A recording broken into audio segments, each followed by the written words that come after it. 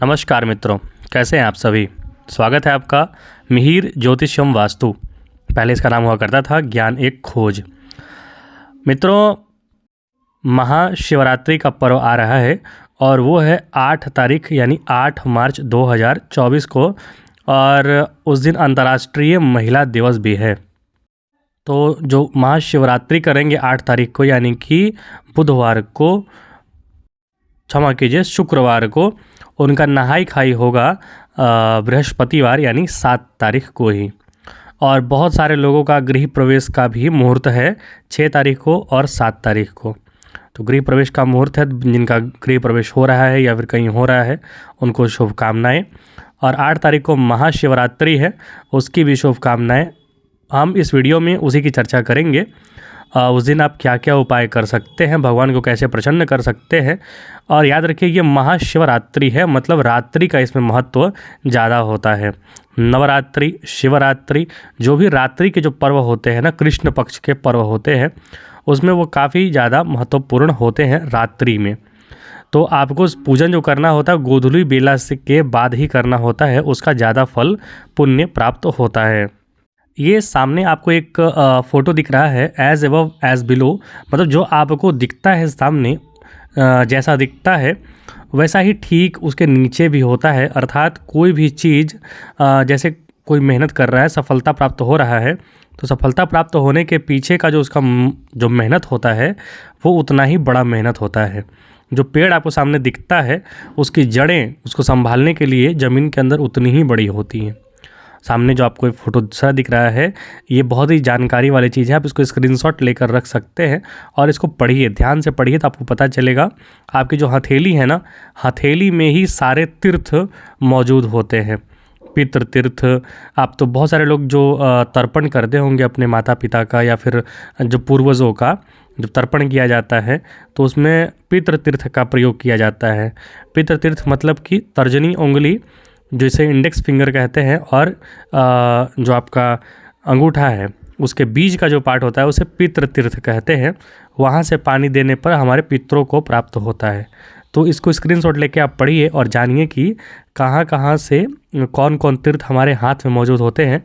इसीलिए हमारे शास्त्रों में हमारे पूर्वजों ने हमें बता रखा है कि सुबह उठते उठते सबसे पहले हमें अपनी हथेलियों का दर्शन करना चाहिए और इन्हें प्रणाम करना चाहिए।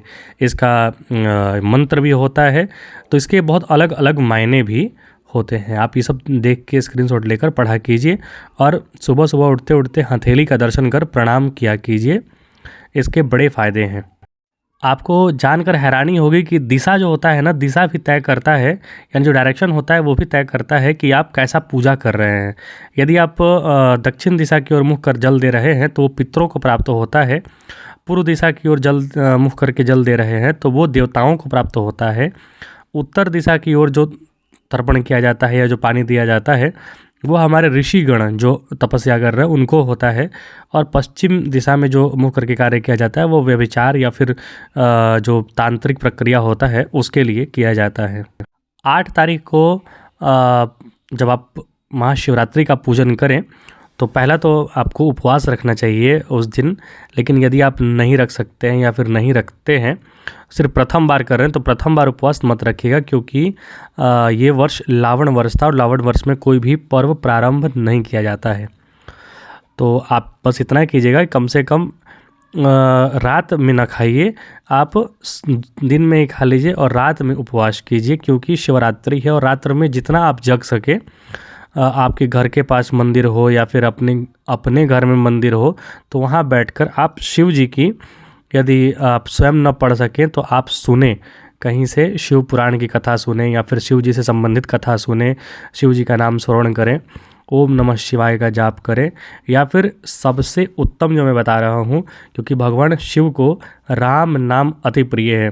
बहुत सारे श्लोकों में, बहुत जगह पुराणों में ये आया है कि भगवान शिव जो है वो स्वयं अहरनिश, मतलब कि दिन और रात्रि हमेशा लगातार वे राम नाम का जप करते रहते हैं।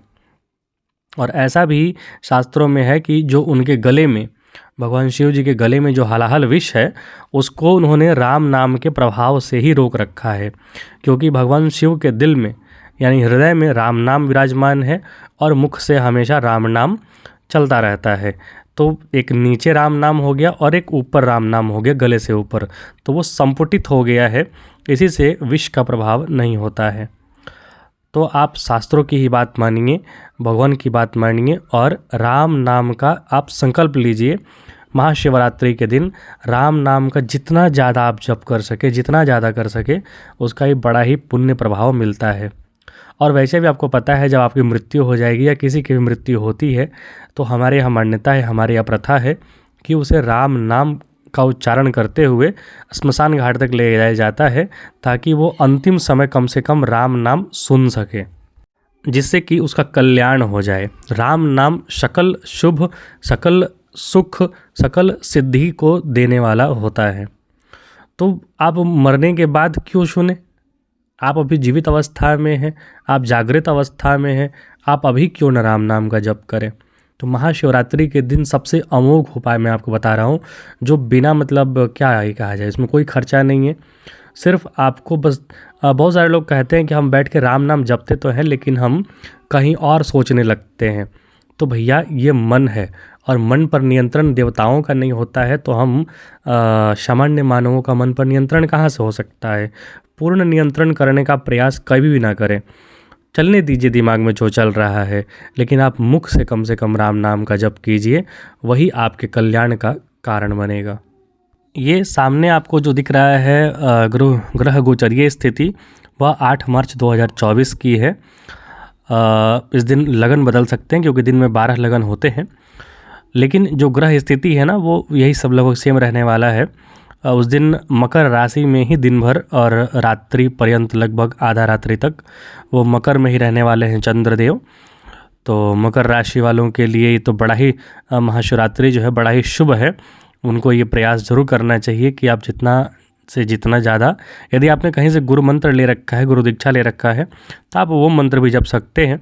यदि आप कहीं से भी गुरु दीक्षा नहीं लिए हैं, गुरु मंत्र नहीं लिए हैं, तो अमोघ राम नाम का जप करिए, क्योंकि इस कलिकाल यानी कलयुग में जब पाप प्रभाव बढ़ जाता है और आप अनायास से ही पाप की ओर खींचे चले जाते हैं, या फिर आपको कोई खींच लेता है पाप की ओर, तो ये राम नाम ही है जो कि आपको बचा के रखता है, आपको बचाएगा।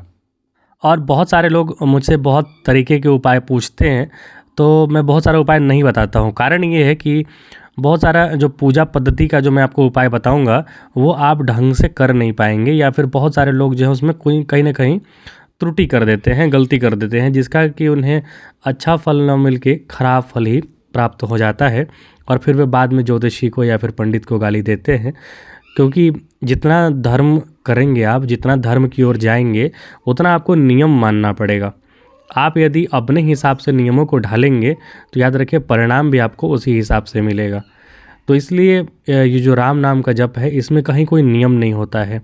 इसलिए मैं आजकल नाम जप की ओर बहुत सारे लोगों को उपाय बताता हूँ। आप यही सिंपल साधारण उपाय कीजिए, क्योंकि आप शास्त्रीय विधि का पालन नहीं कर पाएंगे, और शास्त्रीय विधि का बिना पालन किए आप सोच रहे हैं कि आपको फल की प्राप्ति हो जाए, तो ऐसा असंभव है।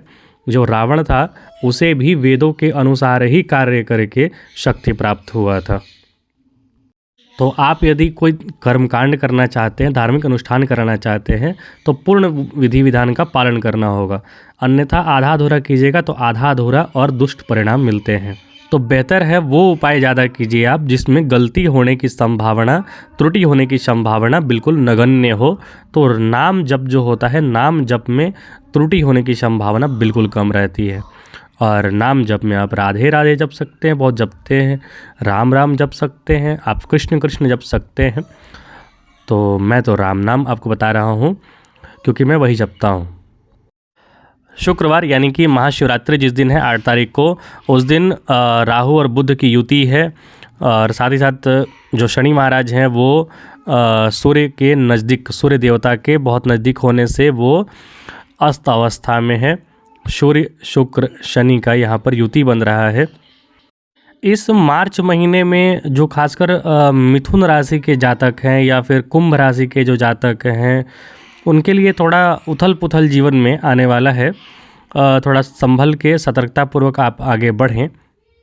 मेष राशि वालों के लिए लाभप्रद स्थिति बनी हुई है और कम से कम लगभग 12 मार्च के बाद और ज़्यादा लाभप्रद स्थिति आपके लिए बनेगी। लेकिन मेष राशि के लिए जातक जो है वो 12वें में आपका राहु चल रहा है, तो खर्च से भी थोड़ा सतर्कता बरतिए। फिलहाल ये चर्चा बाद में करेंगे, हम अगले वीडियो में करेंगे। ये महाशिवरात्रि का पर्व आपको बहुत बहुत शुभकामनाएं, आपके जीवन में उन्नति लेकर आए और आप ये उपाय जरूर कीजिए। राम नाम का जप उच्चारण महाशिवरात्रि के दिन कीजिए और बहुत ही अच्छा सुंदर फल की प्राप्ति हो। बहुत बहुत धन्यवाद। जय हिंद, जय श्री राम, हर हर महादेव।